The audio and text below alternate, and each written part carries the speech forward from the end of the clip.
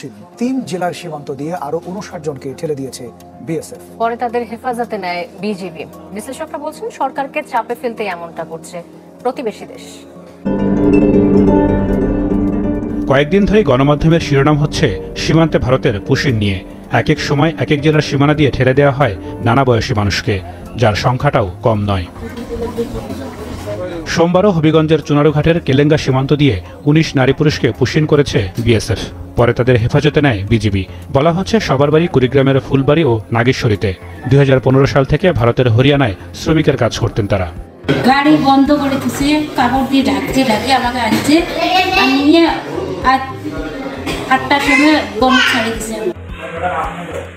খাগড়াছড়ির মাটিরাঙ্গা ও পানছড়ি সীমান্ত দিয়ে বিএসএফ নতুন করে ঠেলে দেয় 19 বাংলাদেশিকে। খবর পেয়ে বিজিবি তাদের হেফাজতে নেয়। এরপর রাখা হয় আচলং ডিপিপাড়া সরকারি প্রাথমিক বিদ্যালয়ে।